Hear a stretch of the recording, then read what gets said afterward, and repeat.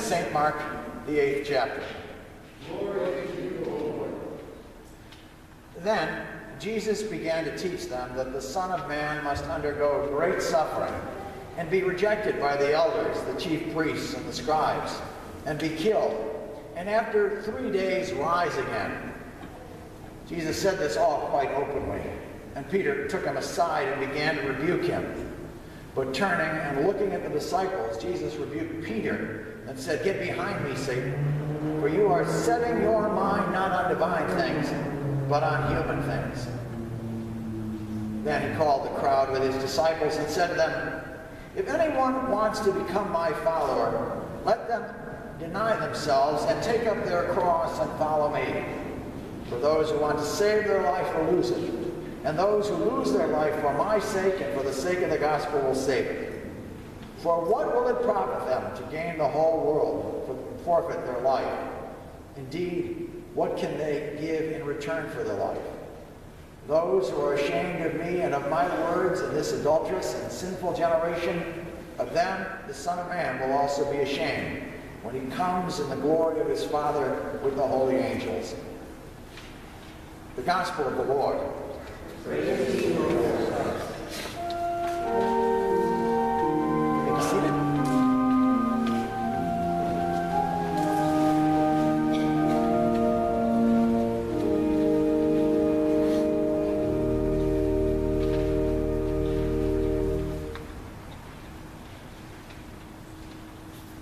Who are you? Who am I? These are the questions that the season of Lent and the occasion of a baptism call us to revisit. For most of us, who we are is defined by the labels we have acquired: wife, husband, partner, spouse, mother, father, great-grandmother, great-grandfather.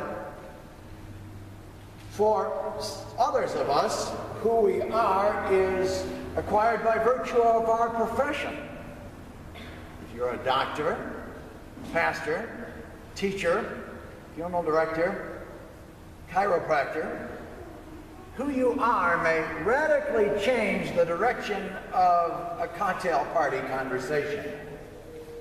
You may find yourself being asked things or told things you never wanted to hear over a glass of wine and while you are munching your hors d'oeuvres.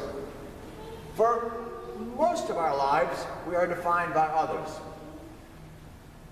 But there are some moments when we discover in a very radical way that who we are is being defined by God.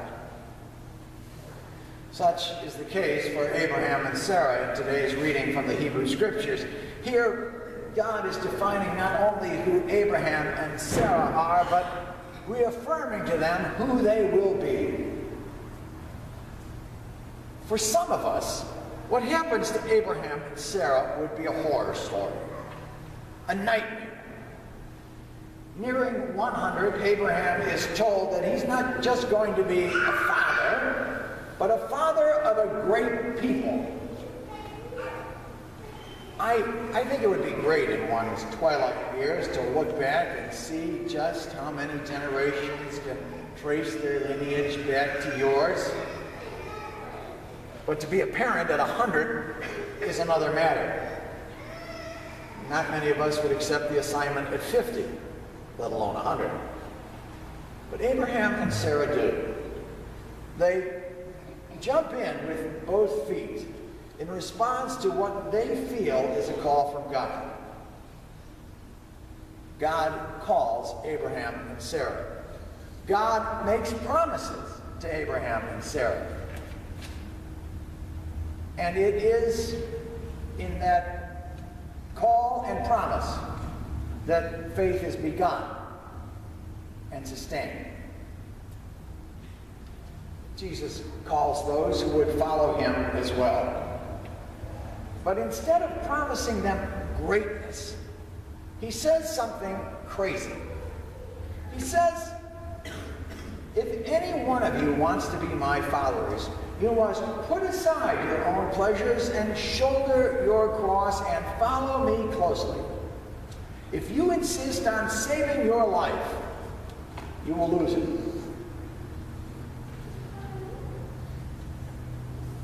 Most Americans never buy into that idea of losing one's life for a cause.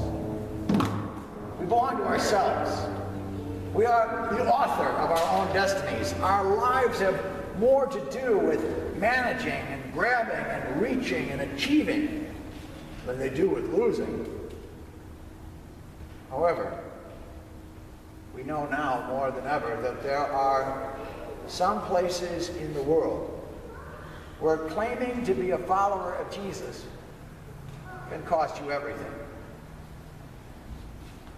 In our country, being a person of faith, a follower of Jesus, is, for the most part, met with indifference.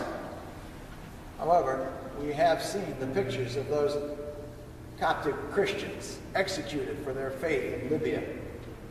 We have heard the call to either convert or die coming from the Islamic extremists in Iraq and Syria, where once people lived peaceably together. Now, according to the Guardian newspaper of London, we are witnessing the end of the Christian presence in the East. In America, what we are doing today is rather routine.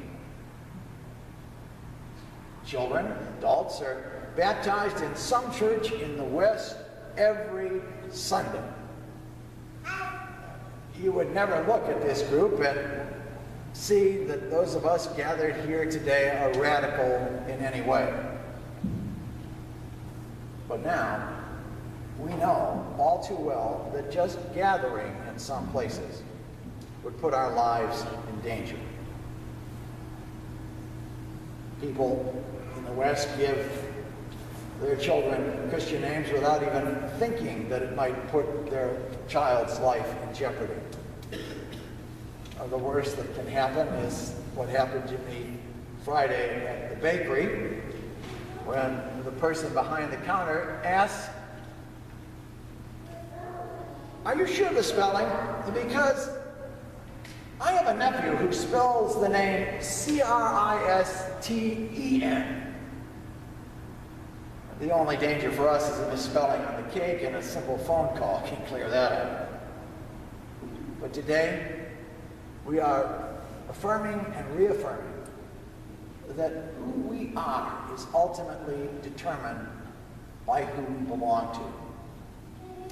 Today, we are affirming and reaffirming that Christian and all of us here belong to Christ, and that we will follow him as best we can for the rest of our lives. For most of us, the call to follow Christ has not come in a very dramatic way. And our living out the faith has not been done in the grand gesture, but in the little things. A long time ago, Dr. Albert Schweitzer, in his book, The Quest for the Historical Jesus, summed it up perfectly for us this morning when he said, Jesus speaks to us the same word, follow thou me, and sets us to the task which he has us to fulfill for our time. He commands, and those who obey him, whether they be wise or simple, he will reveal himself in the toils, the conflicts, the sufferings which they shall pass through in his fellowship. And, as an ineffable mystery, they shall learn in their own experience who he is. We will learn who Christ is in the living out of our faith in our lives, and we will learn who we are, children of God and followers of our Lord Jesus Christ. Thanks for listening.